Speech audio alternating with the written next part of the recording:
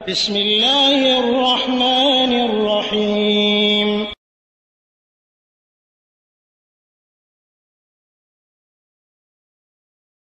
بسم الله الرحمن الرحيم الحمد لله رب العالمين والصلاة والسلام على أشرف الأنبياء والمرسلين নবীনা মুহাম্মদ ওয়া আলা আলিহি ওয়া আসহাবিহি আজমাইন, আম্মা বা'দ।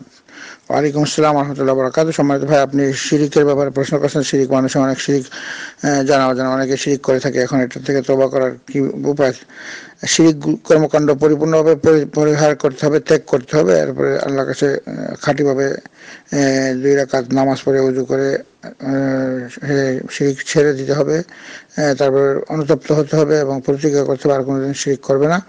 এবং সে বলবে, হে আল্লাহ, আমাকে ক্ষমা করো। ক্ষমা করার জন্য যে দোয়াগুলো আছে, আস্তাগফিরুল্লাহাল আযীমাল্লাযী লা ইলাহা ইল্লা হুয়াল হাইয়্যুল কাইয়্যুম ওয়া আতুবু ইলাইহি, এটা বলতে হবে। এবং শিরকের ব্যাপারে দোয়া আছে, সে বলে, আল্লাহ, আমি যত শিরক জেনে করেছি, না জেনে করেছি, আল্লাহ তুমি সমস্ত শিরকের গুনাহ থেকে আমাকে মুক্ত করো, ক্ষমা করো।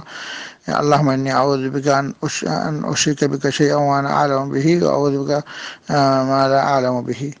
মানে আল্লাহ, আমি আমার শিরক জেনে শুনে যে সমস্ত শিরক করছি সেটা থেকে আমাকে ক্ষমা করো, আর যেটা না জেনে করছি সেটাও আমাকে ক্ষমা করো, এবং সকল ধরনের শিরক থেকে আমাকে মুক্ত করো। এই দোয়াটা আল্লাহর কাছে চাইতে হবে। আরবিতে বলতে পারলে ভালো, নাইলে বাংলাতেই বলতে পারে সে।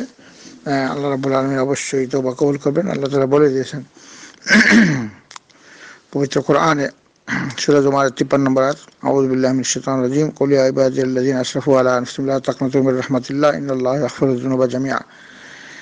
আল্লাহ তাআলা বলছেন, হ্যাঁ নবী, আপনি বলে দেন, যারা আমার বান্দারা তাদের উপর জুলুম করেছে তারা যেন নিরাশ না হয়, আল্লাহ তাআলা তাদের সমস্ত গুনাহ মাফ করে দেবেন। তো এটা খেয়াল রাখতে হবে।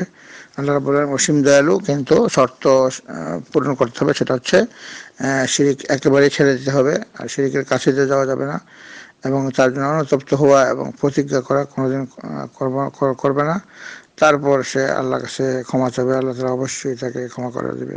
সাল্লাল্লাহু আলা নবিয়িনা মুহাম্মদ ওয়া আলা আলিহি ওয়া আসহাবিহি আজমাইন বিরহমাতিকা ইয়া আরহামার রাহিমিন।